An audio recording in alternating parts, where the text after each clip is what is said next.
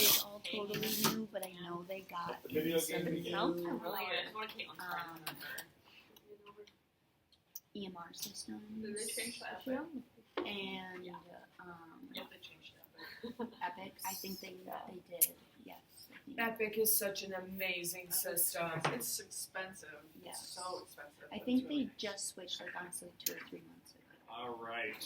And the other thing about Epic is initially when your company switches over to them, if Epic sends somebody to work in-house on their system unless you pay somebody to get trained on Epic's system.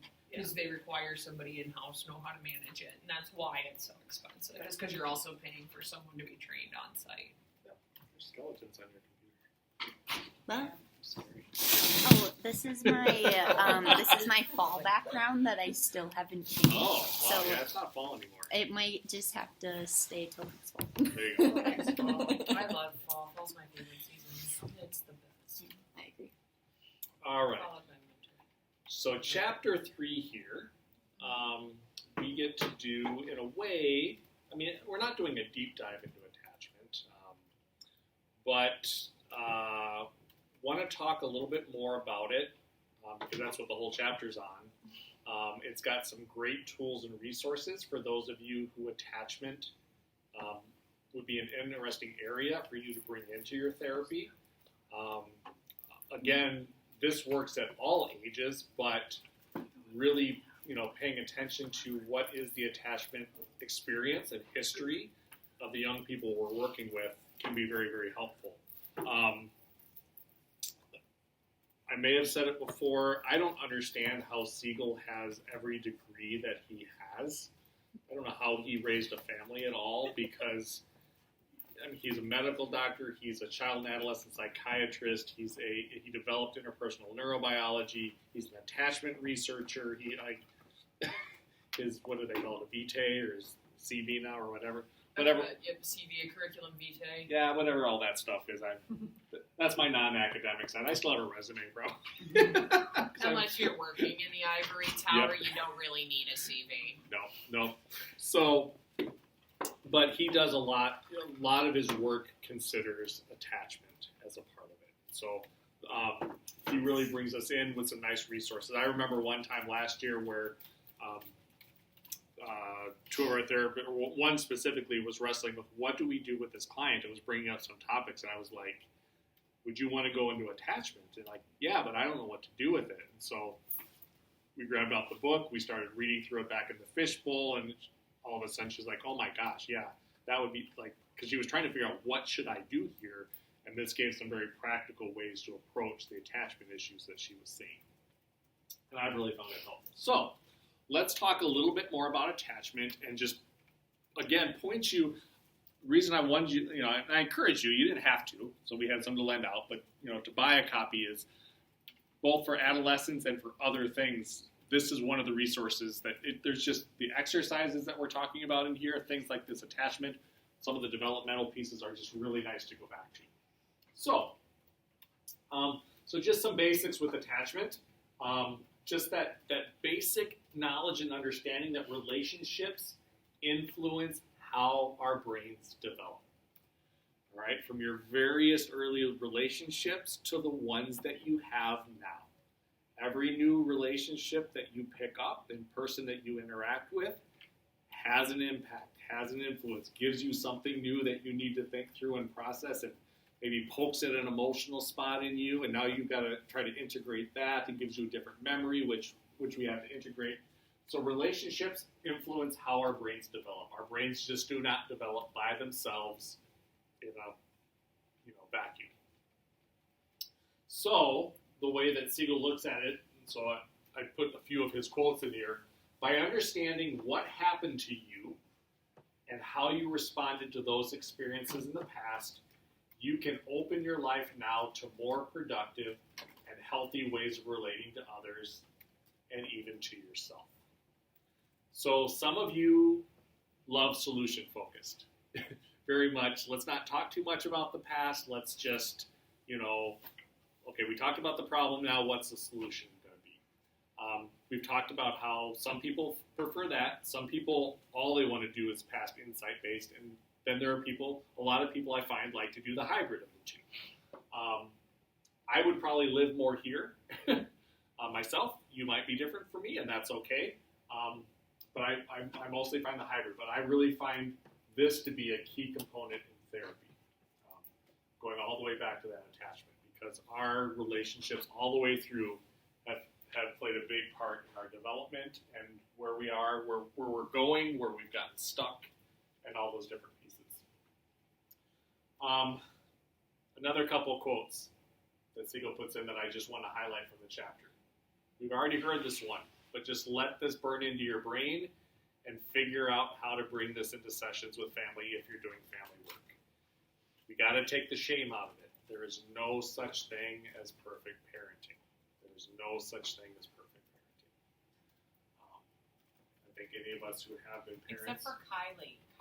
Kylie is just about Kylie is perfect. Do not let her find out otherwise. 99.5%. Yeah. Uh-huh. You know, Rebecca's not bad either. Right? No, that's true. 100%. And Victoria and Lauren, if they choose So good. So good. They're already perfect parents. Yes, they are. The dog is like the most amazing dog you'll ever So meet. such secure attachment. But then the other thing to remember is it's never too late to course correct. You know, people often feel like I'm just stuck with what I have. A lot of narratives get caught there, like this is the way it's been, this is the way it's always going to be. But for me, that's why I love the neuroscience side of things, because the whole concept of the plasticity of the brain, I don't think I could do therapy if I didn't believe in that. You know, if I truly believed we were just kind of like concrete and got stuck in places and change couldn't happen. So for me, that's just a foundational piece for me to know, you know, as long as they're willing to engage and participate, there are things that we can do for them and for myself to grow in the ways that we want to grow. So it's never too late to course correct. So just some messages to keep going with our families when we think about attachment. Remembering that we can have different attachment models in different situations. So if you had 2 or 3 parents,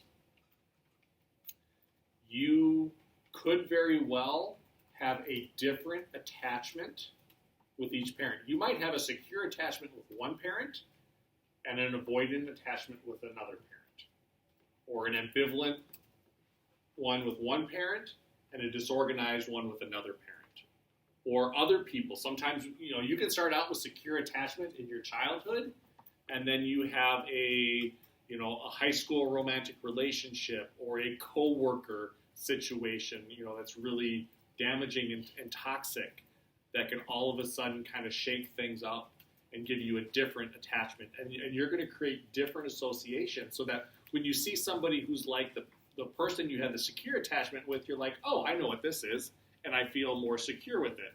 But then when I feel somebody who gives off that vibe and feeling of the ambivalent, I'm going to start to respond to them differently. So that's something a lot of people don't know. They think we just have one attachment style living in our body. We actually have multiple, depending on the association that we have with the different people, and then how it plays out with the different people that we meet. So, attachment-wise, we have secure attachment, and then we have multiple insecure attachment models, which you've already heard me spouting off here, and we'll take a look a little bit more into those. And that's what the book does a great job of. It kind of looks at the neurobiology of the different, like what happened in attachment, like what did that do in a neurobiological perspective? What part of the brain did it, you know, overemphasize or underemphasize?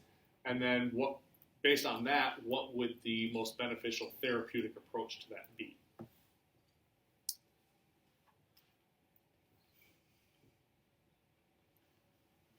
So, again, just a reminder as far as what we're talking about when we talk about attachment. It's the 4 S's. So we want to create that safe harbor at home or wherever it is. You know, for here, we're hoping to try to create as safe a harbor as we can to launch you out into the world of MFT. But it starts at home, Safe harbor launching pad, the first thing is, are we being seen? And we've talked a lot about that. You know, this is my approach to therapy with young people. They often come in because of behavior. And for me, I immediately pull up the rug to see what's under the behavior. What's the inner life? What's the history? What's happening in the inner life?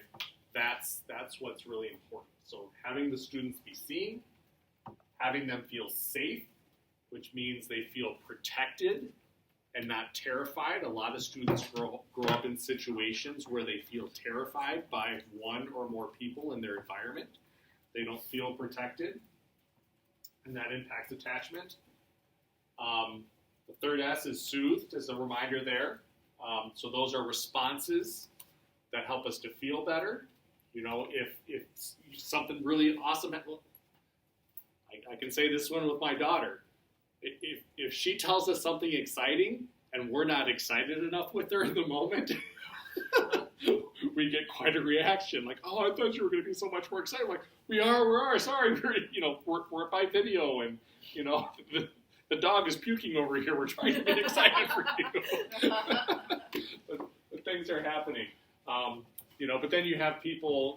Then when they get hurt, they need to be soothed. So there's both sides of soothing. It's not just somebody getting hurt and soothing them. It's also, when somebody has a joy in their life, it's joining in with them. So, when Iowa won the semifinal, I got on, I texted Candace really quick, and, when Iowa lost the final, it's, yay, I'm so with you. I'm so sorry, I'm still with you. And then we find security when all three are perfect. No pressure. No, did you catch the language there? Yeah. And that's not what it says on the board, right? When all three are perfect. No. When all three are reliable. Now that doesn't mean there won't be glitches. Actually, the best relationship and connection comes from bumps and hiccups when you have to repair and work through things. But when seen, safe, and soothed are there on a regular basis, and then the hard things, when they do happen, because they will happen, are worked through in a way that is seen, safety is restored, soothing is a part of it, then we can find security. And when we're secure, it leads to brain integration. It's really hard to have the brain integrate when we don't feel safe, when we're not seen, when we're not soothed. So building that security helps the brain integration happen, which brain integration equals, according to Siegel, mental and emotional well-being. When all the parts are connected the way they should be, all the parts are valued, all the parts are connected. But there are no guarantees, right? Because there might be genetic factors. So you can have a perfect secure relationship, but if something genetically is there that, remember how we talked about how, the 4,000 down to 2,000, the 3,000 down to 1,500, people start with certain levels of neuroconnections that kind of buffer against certain mental health challenges, but then just going through adolescence or going through a trauma can reduce that.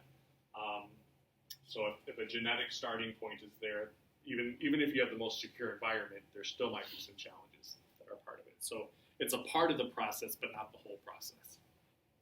Which is why parents can never take all the blame, and they also should never what? Take all the credit. Exactly.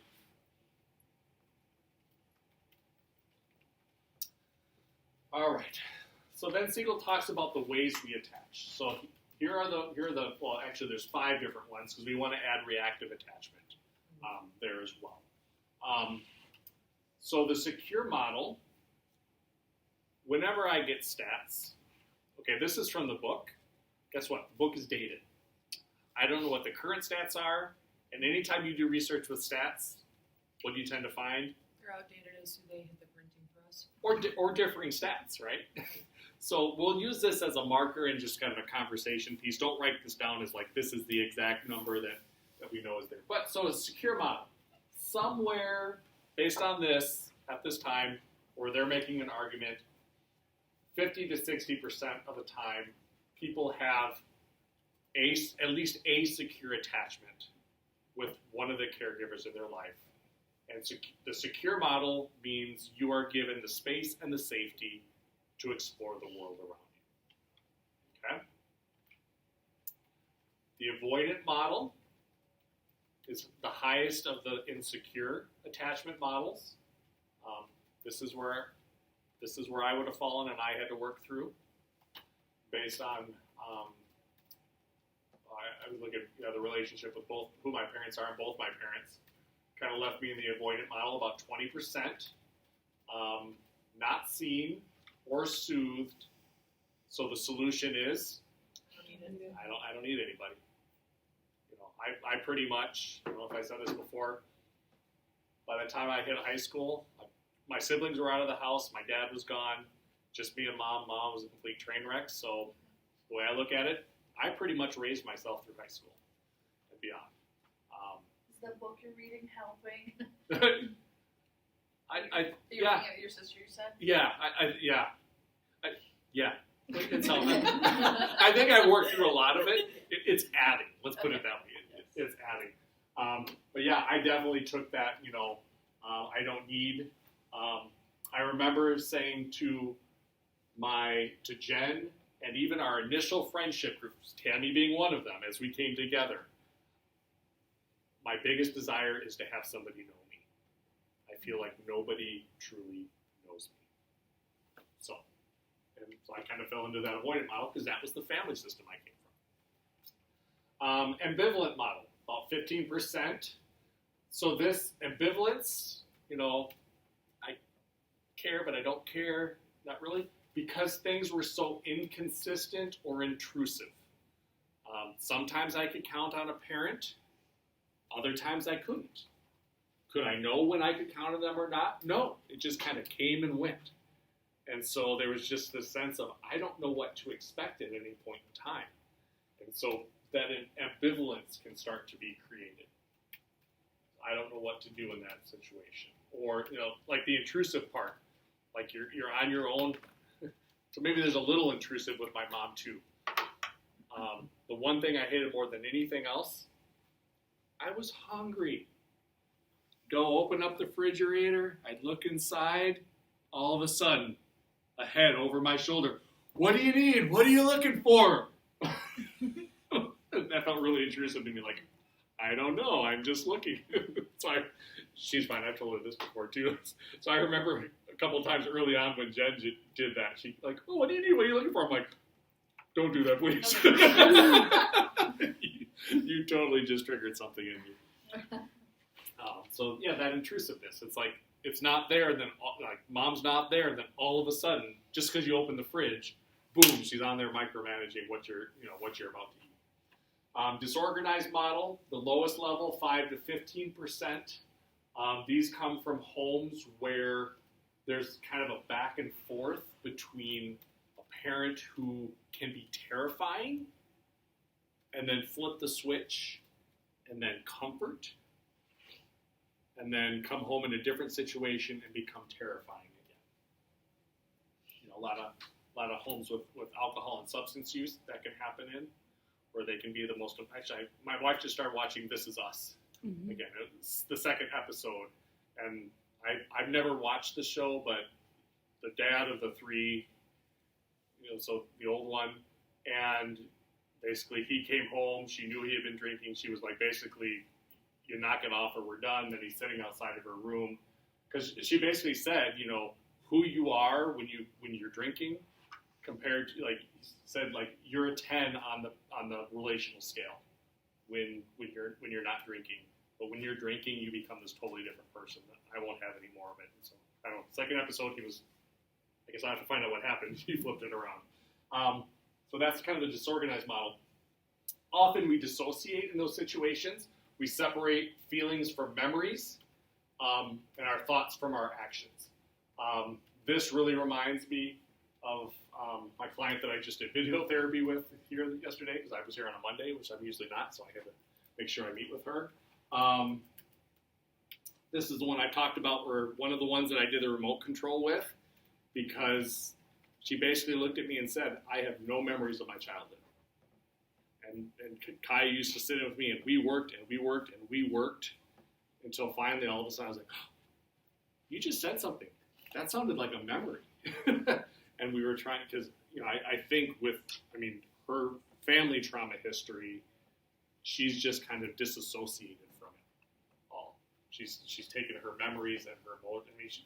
Basically everything is So really been working on that emotional world and helping her try to get connected with that, helping her connect with memories because things disassociate.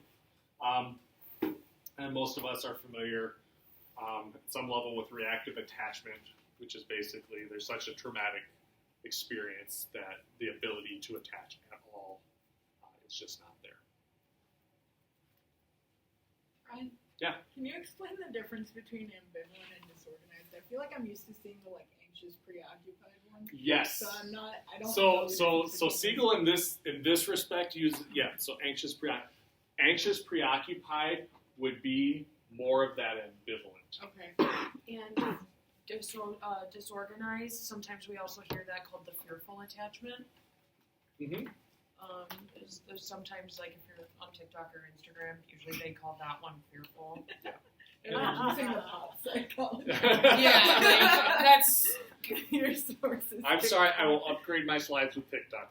You don't have to, but sometimes it is it does catch people these days, and there's even an entire website now that's find out your attachment style by attachmentquiz.com. But to be aware, so especially working with adolescents, because they're all on this stuff and they're seeing it. What to know? What? Oh yeah, you might talk about it, and they like you did, Brian. What's the difference? Because they're used to looking at the TikTok version. Yep, they and would so absolutely you be present something else. Anxious, fearful, avoidant is what they would use. Yeah. Yeah. Okay. So that's a good point. Thank you. That's helpful. Yeah. And I feel like it's going to change by the time we start seeing clients anyway. So, because social media be evolving fast. I thought about reading this. I don't think we will for time-wise because we did a little bit more. Though Tammy got to read you, why don't I get to read you? I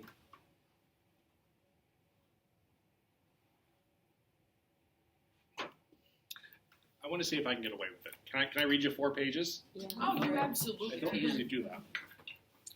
But let me read you Gail's story because I reread it prepping for today, and I was just thinking about. It's kind of a late adolescent, emerging adult story, but then it's reflecting on her story. For family therapy, I thought this is a really good story to kind of hold in the back of your mind to think about how attachment flows through family systems and to have that lens when working with family systems. So if you read it, this would be a repeat, but it's always good to hear again. If not, you get it for the first time. What? What page is it on? Starts on 156. So earning secure attachment and integrating the brain. When Gail's son Stephen was leaving home for college after his 18th birthday, he was excited to begin this next phase of life. Many of his friends were leaving California for the East Coast, but he decided to stay in the West and attend a school about 5 hours away from home in Los Angeles. His mother had gotten ill in his last year of high school, and he wanted to be able to return home and see her more frequently than a cross-country college would have enabled him to do. He felt close to his mother, and like his brother and sister, he was very distressed with her diagnosis of cancer. He did his best to support her during her radiation and chemotherapy, but she insisted he continue to go out with his friends during that senior year and get ready for this new time of his life. It was Stephen's decision to stay close, but not that close. In fact, he felt completely supported by his mother in his decision not to attend UCLA, a wonderful option for him just a few miles from his family's home. Gail had herself been through a lot in her own childhood. Her mother died when she was 15, and her father had been actively drinking alcoholic during much of her childhood. The death of Gail's mother woke her father up, and he began a life of sobriety after that time and has stayed sober ever since. Her family seemed to get closer in the face of that tragedy of her mother's passing. For much of her adolescence, Gail was in turmoil about how she could leave her two sisters and her father when it was time to graduate from high school. She decided to go to a community college near home and help out her father, a decision she was glad to make then. But before she got married to Stephen's dad, she spent a lot of time thinking about how upsetting her father's alcoholism had been in her childhood. When he'd come home drunk, he was terrifying. His fits of rage and drunken stupors had led everyone to scramble for cover, everyone except her mother, who would take him on. Gail would witness her father berating her mom and sometimes physically abusing her.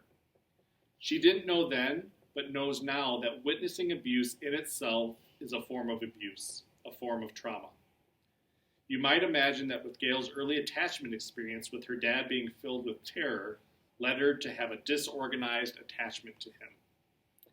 His drunken states were terrifying, his berating and beating her mom were terrifying, and her feeling of being unable to protect her two younger sisters made her feel terrified and helpless. During Gail's later adolescence, in her early 20s, she decided to try psychotherapy. This is when I first met her.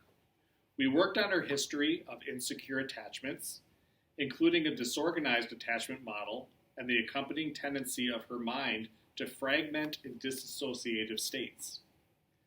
These disassociations of usually connected processes could come out when she was upset and felt like she was not put together and unraveling at the seams. She'd go down the low road frequently with her boyfriend and her father, yelling at them, feeling intense and overblown emotional reactions to small things they do. Or these dissociative moments could emerge and she would feel blank and have a difficult time remembering things or paying attention. When she was a teen, for example, there were times when she couldn't seem to hold on to her memories of her mother after she died, the loss being overwhelming and her relationship with her father still terrifying. We gathered from her attachment assessment that she had what is called an ambivalent history with her mom, who had been preoccupied about her competence as a mother and a wife. Her mom had been warm and caring, but it was a relationship that Gail said was loving, but a confusing mess. Dealing with her feelings toward this confusion was challenging in the face of her grief about her mother's passing. In some ways, there were elements of unresolved loss around her mother too. Reflecting on the importance of loss in her life could help her resolve that grief and gain more access to her feelings about her complicated relationship. Gail generally did pretty well in her emotional and social life as therapy went on, and she was grateful for these changes. Because she had an ambivalent pattern of insecurity with her primary caregiver, her mother, she needed to do some basic work on sensing her own integrity, clarifying from the confusion of who she was, what she felt, and how she could hold on to her own inner compass in the face of interacting with others. This transformation from an insecure, ambivalent attachment model towards security meant that she could feel her feelings and balance them well. And that meant that she could have mutually rewarding relationships with friends and romantic partners. Our attachment models contain the important ways we've learned to connect to others and know ourselves. When we make sense of our lives, we can move these models from non-security to security. When Gail met her husband, fell in love, and started her family in her late 20s, some of the paternally related issues of disorganization began to emerge in her life and their relationship. Okay, couples therapy. When they'd have arguments, as most couples do, she would flip out and feel terrified. Instead of standing her ground and expressing her needs, she'd sink into a hole that to her felt like quicksand, and as she struggled to get out, she'd dissolve away. This repeating pattern revealed the rigidity of Gail's being stuck, and the chaos of her falling apart that were aspects of her non-integrated models of attachment. Some of this pattern may have been the result of her ambivalent history and sense of loss with her mom, and perhaps a fear of losing her present attachment figure, her husband. But in the setting in which these experiences arose, they also seem to have elements of a response to being terrified and to be related to the dissociations from her disorganized attachment with her dad. Fortunately, these times of becoming fragmented were infrequent, and they emerged only in those close connections she had with her husband. Gail would find herself simply withdrawing from him in ways that dismissed her own needs for closeness. This pattern of disconnecting had the quality of an avoidant model, one that was clearly a part of her relationship with her father. With friends and her work colleagues, such disconnection and such disassociation never occurred. We can see this as her avoidant and disorganized models of attachment being activated only in the setting of her relationship with her husband. Such state-dependent activations of an attachment model is just how our human brain works. What was a problem, though, was that such disconnection and disassociation made her unable to have a solid sense of herself in connection with her husband. Whichever models were being activated, they were preventing her from having a kind and integrated relationship in which differences could be honored and compassionate connections created that would make her life more fulfilling and at ease with her husband. Through making sense of her past and working on being present, even in the face of her terrifying feelings, with her loss of her mom, with her memories of her dad, and with her fear of her husband's anger when they'd fight, Gail gained an integrative ability to simply hold in awareness whatever she was experiencing. She went through the painful process of reflecting on her relationship with her drunken father, about the terror, about the sense of helplessness. And in that process, she came to make sense of what had been nonsense at the time in her life. What this meant was that she could now see the impact that those terrifying experiences with no solutions had on her at the time and how they'd continue to affect her now. Gail would also practice a way of being mindful, of being curious and open about her own internal experience without judgment. In the face of a fragmented conscious and disorganized attachment, it became essential that we work to integrate consciousness itself. We did many of the practices you can learn in this book, like the Wheel of Awareness and the breath practice, which strengthened her mind and integrated her brain. With this new sense of clarity, she could feel her own needs for closeness, her attachment needs, with openness and acceptance rather than the earlier confusion or dismissal. With the empowerment of these practices too, her disassociation became less frequent and less intense, and transformed into her ability to simply be aware of a sense of wanting to fall apart, but able to resist that impulse. All of this reflective work enabled her to transform these non-secure attachment models into one of security. By the time Stephen was a young boy, Gail had taken the time to develop what researchers called earned security. We could also call this learned security. Over the years, since Gail was initially in therapy, she'd come in for checkups periodically, and I'd hear about Stephen's development. When Gail was diagnosed with cancer, I also saw her to support how she could deal with her fears during the terrifying time. With her earned security, she was in a new integrated position not to withdraw, become confused, or fragment her mind. And with this earned security over those years, she could also be a source of secure attachment for Stephen. She was able to be a soothing safe harbor for him and a solid launching pad. So as Stephen approached his own time to leave the nest, he came to this adolescent turning point with an integrative resilience of a secure attachment model with his mom. Research has shown clearly that no matter our challenging past, if we make sense of how our early experiences have shaped us and learn our new models of security, we can offer our children security of attachment. Stephen happened to have security with his dad too, so he was feeling solidly ready to leave home, His closeness with his mother in the face of her illness made him feel the need to stay close enough to home to come back whenever she might need him to be there, but not so close that he didn't realize the deep inner drive to explore the world that he could now launch into with security. Bam. So what did you hear in that?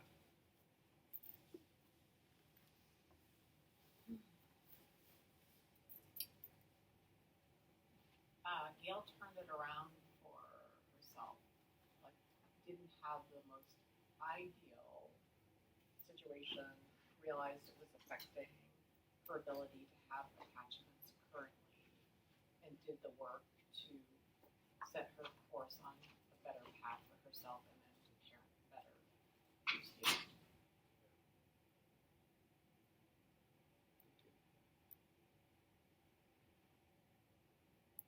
Others, what did you hear in that?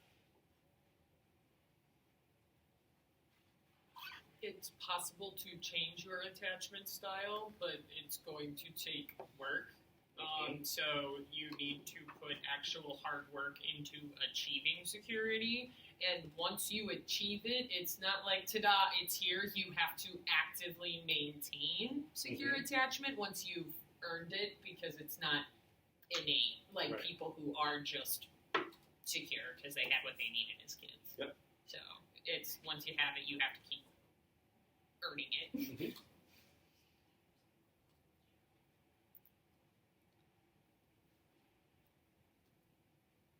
Let me ask this question this way. Again, we're getting ready to go into clinic, everybody, here pretty soon. Not trying to scare you, maybe just a little bit, to get us activated and ready to go. So hearing that story, a family with that storyline sits down with you. What do? You're going to have families where you're going to hear the challenges with the student often. Parents are going to be there. You're going to hear some of the parent's story as well, the family background. Hopefully you're asking about that, family history, family background, what's happening there. So what lens are you gaining through this? How does this help you in the therapy room?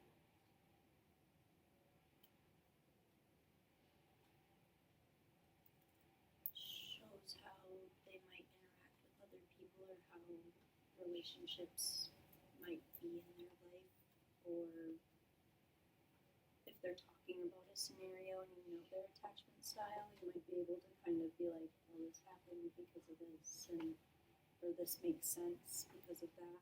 Okay. What if you don't know their attachment style, but you hear the storyline? It's worth going backwards and looking at the past. To like kind of give you an insight into like their behavior isn't happening in a vacuum, Yes.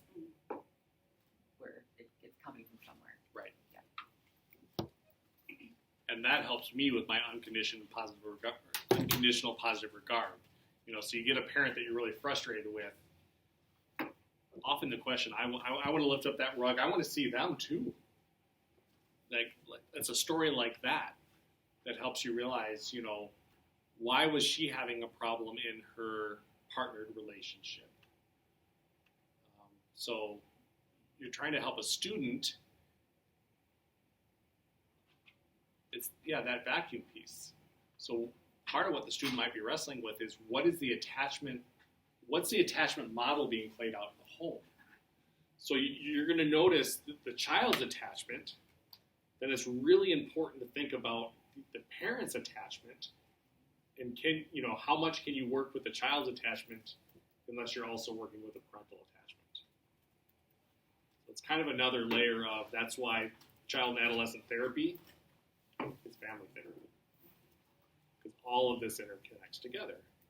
And so I'd be sitting in a situation like that, trying to get that more information and wondering how and if we can support the parent. I'm really proud of many of the second years who are working with family systems.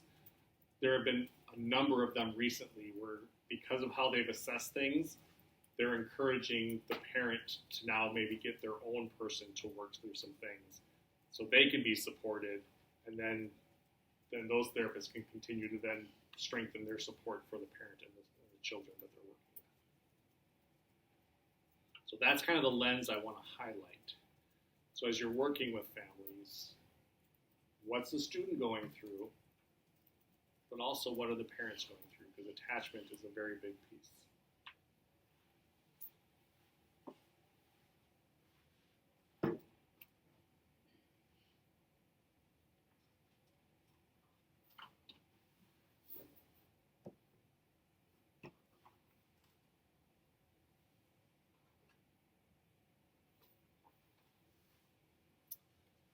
So this is where I made a choice, probably a good choice.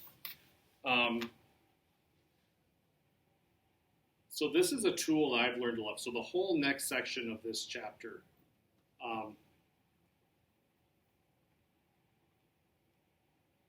you skills training or healthy couples? Healthy couples. Okay, so I made you do this. Yeah, I think so. I Yeah. think so, yeah, I remember that. So it's one of my assignments where I have them all do the questionnaire for reflection on attachment. They have to pick like 6 or 7 of the categories, pick one question from it, write it out, bring it to class, and then we talk about it. And I've always found that to be really powerful. So here's a tool. If you want to get into attachment, if like me reading that story and you gaining that lens, is something that kind of gets you excited. Like, yeah, I want to think about attachment, and I want to think about how things run through the family system and how all these things are playing out, and then figure out how I can help. So there's a questionnaire for reflection on attachment. There's tons and tons of questions, so you can find different ways to do it. So background. What was it like growing up in your family? What a great question for therapy, both for the student and for the parent to gain more information. Relationships. How do you and your family members get along with one another? Separation. Can you remember the first time being separated from your parents? What was that like, and how did it affect you and your parents?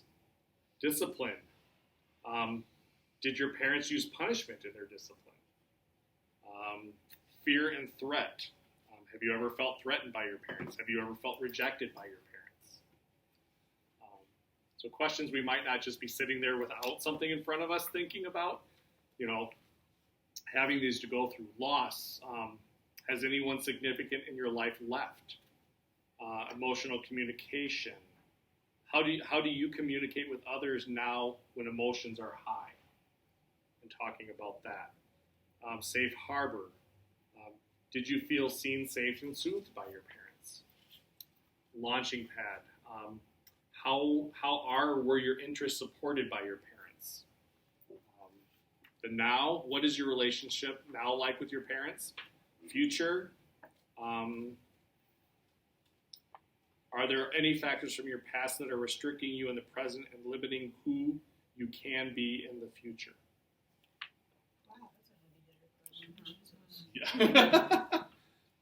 I remember this was a pivotal thing for me. It was one of the things like, that's right, there's that thing in that book where I was working with a young person. She was in her early 20s, moved out of her house, living in an apartment in town, trying to do a job, a lot of trauma in the history. And as I was learning this stuff, pretty quickly realized a significant disorganized attachment. And she was wrestling. She had a hard time connecting. I don't know how we hit it off, but something connected there. And because she usually came to a therapist and was one that just ran pretty quick, but we kept going, we kept digging. And we ended up getting to a point where we needed to start looking at attachment. And we went through a lot of those. I mean, we spent multiple sessions just using questions like that to kind of let her start, because the disorganized, everything's kind of confusing. Both the cognitive and the emotional side are just fragmented. And she was feeling so stuck with that. And so we really started, I use this as a tool to start getting into some of those questions, and then help us to identify, because at that stage, this was very early on in my career, I wasn't as knowledgeable about attachment type things. And so we were able to then, as we read through, because all of a sudden, kind of jump to the next thing. I got to make sure we get done on time here. Because the whole next section then are attachment narrative and the two sides of the brain. So it kind of gets into the brain science and how this plays out. And then it takes each of the insecure attachment styles and starts to talk about kind of what you might see, what that might look like. So it talks about, avoidance, emotional distress, or avoidance, emotional distance, and the left side of the brain. So that's when there's challenges with the left side. And that's becoming overactive. Ambivalence, emotional confusion, and the right side of the brain. So there's more challenges on the right side with the next one. And then there's things you can do. And then disorganized attachment and the disassociating brain. So there's three sections there. And this is the one I may have mentioned before, earlier, when I had the student who was like, I don't know what to do with this client. And we started talking about attachment and realized, yep, there's this kind of attachment going on, and you don't know what to do. Well, here, disorganized attachment, here are some exercises, here are some things you can bring into the therapy room. So that's what I really want to give you. You're going to need to educate you more on this. This isn't a class fully on attachment therapy, but just giving you some of the nuts and the bolts basics. So when we are secure, we reflect in a coherent way on good and bad in childhood. We are open and flexible. We are not rote. Remember the rote memory that just kind of gives the tape recorded answers to things with the lid flips? We're not rote or shut down in our responses. So good can bad and bad can happen, and we're open and flexible enough that we can have emotions and we can have hard thoughts, but the security allows us to be able to navigate that. So that's a sign that security is there. Avoidant, okay? So this is the client that I talked about earlier. Don't recall childhood and claims it didn't influence development. Oh boy, have I heard that one from that client. So do you think any of this is connected? Nope. This is who I am. This is how it is. Is that the same energy of because when I see that, what I also hear is, well, my parents hit me and I turned out fine. Yeah. It feels kind of in that same energy of yeah, but it didn't matter. I'm good. It didn't make a difference. You seem fine. Yeah, that's kind of what it feels like. Is that a similar path of logic when they're oh no, it didn't influence anything. My parents hit me and I turned out fine. Well, some students just have resiliency that doesn't make sense. I had a friend when I was in my young adult years, when I told my life story, he was just dude, you should be completely messed up. Sure. I thought you came from this nice little perfect family. How did that? And my answer is, I have no idea where my resilience came from. It's not like a character thing in me. It's not something I don't know how I managed to bounce back. And I think I bounced back better than my siblings did. But looking back, like June said, reading the book with my sister, I can see how things impacted me. But I would have said earlier on, the way it was, no, I'm fine. This is who I am. I navigated life fine. What I went through with my family, yeah, it sucked, but it didn't really impact me. I was lying to myself. Or you just didn't know. I would frame that as I totally get what you're saying, and I wonder if it's I wasn't hit, so I'm totally fine because it was worse for other people. Oh. Yeah. That's where I always came from. Is well, I wasn't abused, and that was and Not realizing that neglect was abuse. right, not Yeah. knowing, because my friends do that too, and they one of my friends is really digging through her childhood, and she's just I thought I had this literally, we grew up on a wildlife refuge. I thought it was this perfect perfect upbringing. We went fishing, blah blah blah blah, and it was just like Little House on the Prairie. And she's like, no, it wasn't. Not even a little bit. So that's kind of like how we probably would have framed our childhoods, 10 years ago. Yeah. I did fine. It was great. I'm here, so I must be okay. Like, My parents were nice. Whatever. And I'm wondering out loud what it is. Like, when do we start to wonder, oh, it wasn't that way? Is it when we start to realize that we're having some dysfunction with our existing relationships, or I think a therapist has to. He's had to tell me like, no, this wasn't great. This is why. I mean, somebody had to literally point it out. I think it was the first time it actually happened to me was I was sitting in college and undergrad at 18 years old, and I'm telling a story that I thought was hilarious. Yep. And someone at the dining hall table turned to me and was like, "I'm so sorry that happened to you." And I'm expecting the table to laugh. And I think that was the first time I registered in my brain, like, oh, fuck, that wasn't normal. So, yeah, I do also wonder sometimes. It's like, at what point did it happen? And I'm like, nope, that moment in the dining hall. Like, I thought it was funny. earlier, but you don't make that connection. But yeah, it was definitely like, wait, you didn't do that? you were done right. What's that? Yeah, sorry. You were done right. Yeah. So sorry. No, I will probably start next class. Jeff, there's 2 slides. This is the only topic. Think about it. We'll finish off. We'll come back to this, and then we'll go into case studies.